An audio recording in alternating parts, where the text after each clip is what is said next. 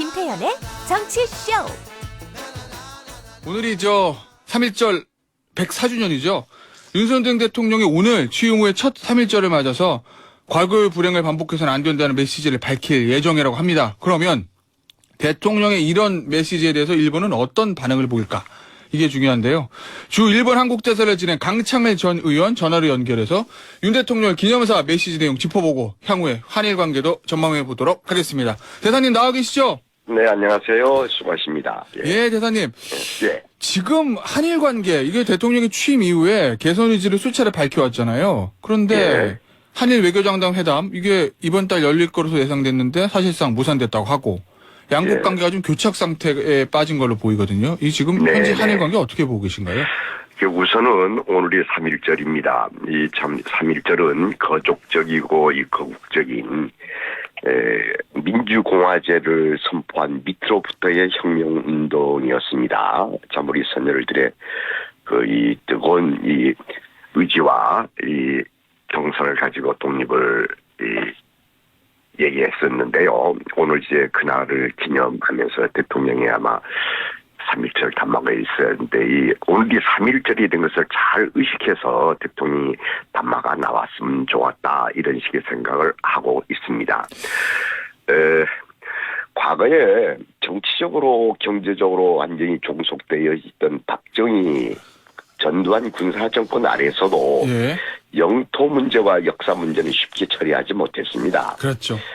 식민지 지배라는 역사적 사실이 있고 그 뒤에 국민이 있기 때문에 그렇습니다. 국민을 이길 권력은 없습니다. 한국 정부도 윤석열 정부가 들어와서 강한 의지를 갖고 있다가 네. 요즘 주춤해 있다고 생각을 합니다. 왜냐하면 일본이 네. 협조해 줘야 하는데 그들도 반환파와 일본의 국민 정서를 생각해서 신중히 하고 있기 때문에 진척이 잘 안 되죠. 여기서 섣불리 덤벙덤벙 되면서 섣불리 했다가는 매국적 매족적 권력이 될 위험이 있기 때문에 요즘 한국 정부도 주춤했지 않나 이런 식의 생각을 하고 있습니다. 알겠습니다. 자, 그래서 오늘 대통령이 그러면 취임 후에 첫 3.1절 기념사인데요. 이 내용을 네네. 저희가 좀 주목하는 거 아니겠습니까? 네네. 일단 대통령실하고 여권발 소식을 보면 한일 양국의 과거사 문제 해결하고 미래지향적인 발전을 추구하는 내용의 메시지가 담긴다. 어떻게 보면 굉장히 좀 원론적인 내용인데. 네네, 예. 그렇습니다. 이 대통령의 메시지는 어떻게 예상하고 계신가요? 예, 그 문재인 정부에서도 그런 입장을 줄고 3.1절이나 8.15 축사 때에 줄고 그런 입장을 발표했었죠. 자, 트랙으로 나가자. 역사 문제는 역사 문제고 우리 정치, 경제, 안보 문제는 안보 문제를 해결해 나가자. 이런 트랙으로 아주 원론적 입장을 발표했었고 문재인 정부에서는 작년 3.1절은 더 한 발 나갔었어요. 또 8.1도 때 한 발 더 나갔었습니다. 우리 네. 과거 문제는 우리 외교적으로 정치적으로 풀어나가자 이런 메시지도 했고요. 일본 한국이 손잡아야 나가야 된다. 그래서 그게 윈윈 아니냐 뭐 이런 얘기도 했었어요. 그러면서 이제 국교 정상화, 한일 관계 정상화에 강한 의지를 표명했던 적이 있는데. 지금 이제 늘 그런 게 발표되다 보니까 지금 이번 전준석 정부에서도 그런 원론적인 얘기, 과거에 정부가 했던 것에서 뭐 한 발자국 더 나갈 수 있을까 이런 염려를 하고 있어요. 걱정하고 있는데 한 발자국 더 나갔다가는 또한 그것이 발목이 돼가지고 엄청나게 국론 분열에 이를 수도 있고 아주 매국적 매족적 정권이 될 위험이 있기 때문에 지금 대통령실에서 되게 고민하고 있고 대통령께서도 되게 이 문제에 고심하고 있지 않느냐. 그러나 강한 메시지, 한일 관계 정상화에 대한 강한 메시지는 발표될 걸로 알고 있어요. 그럼 대사님, 사실 지금 양국 외교당국의 가장 큰 현안은 요 강제징용 배상 해법 이 문제인데 네네. 이게 아마 오늘 기념사에 담기지 않을 것으로 보인다는 관측이 있거든요. 그것도 대사님 방금 전에 말씀하신 더 들어가면 조금 위험할 수도 있다. 이것 때문에 그런 건가요? 네네. 이 강제징용 문제니까 단지 그 강제징용이 끝난 것이 바로 그것이 역사 문제이거든요. 예. 그 문제 때문에 모든 게 지금 꼬여 있는 거 아닙니까? 그렇죠. 이것은 아베 정권이 예. 과거 정부에서 박정희 한일협정 대통령의 한일협정 이후에 과거 정치 역사 문제는 늘 존재해 왔어요. 그러나 그거는 별개로 하면서 정치 경제 문제를 풀어나갔거든요. 예. 늘 과거에도 역사 문제와 현재 문제 분리해서 이 투 트랙으로 나갔었죠. 그런데 아베 정권이 와서 이것을 일괄화해가지고 좀 합쳐버렸어요. 그 한일 관계가 엉망이 돼서 지금 이렇게 된 거거든요. 우리 예. 정부의 문제가 아니고 일본의 아베 정부의 입장이었어요. 예. 그래서 그냥 1911년 후에 일본의 반한 정서가 무르익어 오다가 아베 1918년 아베 정권 들어와서 이게 급속도로 한일 관계 악화됐거든요. 예. 잘 모르고 있어요. 보통 사람들은 뭐 문재인 정부 때문에 그랬는가 생각하는데 그렇지 않아요. 이 아베 정권에서 그렇게 했어요. 예. 일본에서도 이제 이러면 안 된다는 의견들이 정치인들 사이에 많이 있거든요. 이제 그것을 풀어나가야 돼요. 풀어나가야 되기 때문에 원인을 제공한 일본 정부가 뭔가 해법을 좀 내놔야 돼요. 근데 그게 잘 안 되고 있어요. 이제 일본도 그게 우리 좀 깊게 얘기하면 말이죠. 예. 이미 한국인의 역사인식과 상식 그리고 일본인의 역사인식과 상식이 서로 갈등, 충돌화되어 있어요. 예. 이게 이미 형성돼 버렸어요. 그런데 우리는 일본의 식민지 지배라는 것은 아주 불법적이고 이건 잘못된 것이다. 이 보편성을 갖고 있거든요. 그런데 일본의 그것은 정말 일본적이에요. 일본적 상식이 돼버렸어요. 그럼 보편성을 갖고 있지 않습니다.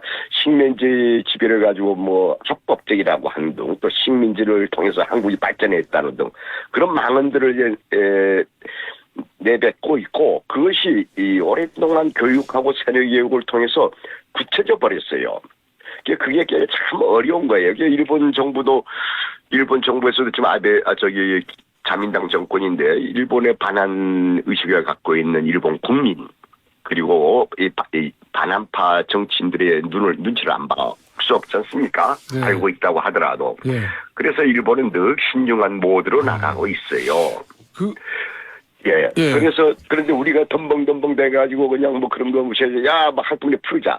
한꺼번에 풀지 못해요. 아까도 얘기했지만 군사정권에도 안 된 일이에요, 이 문제가. 예. 그래서 신중하게 너무 서두르지 말고 예. 접근해 나갑시다.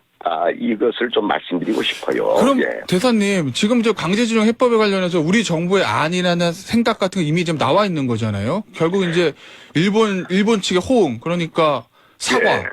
그다음에 저 재단의 일본 전범 기업의 출연 요 두 가지 문제가 남은 건데. 예. 그거는 당연히 예. 그럼 마지노선이에요. 당연히 일본 전범 기업이라고 하면 뭐 전범 기업이라고 이상한데 그 일제가 망하면서 이 옛날에 재벌이 해체됐거든요. 그러나 그렇죠. 예. 현재 계승하고 있거든요. 그러니까 또 그 회사들이 한국에 엄청나게 투자하고 있어요. 그렇죠. 그러니까 당연히 그 회사들이 돈을 내놔야죠. 예.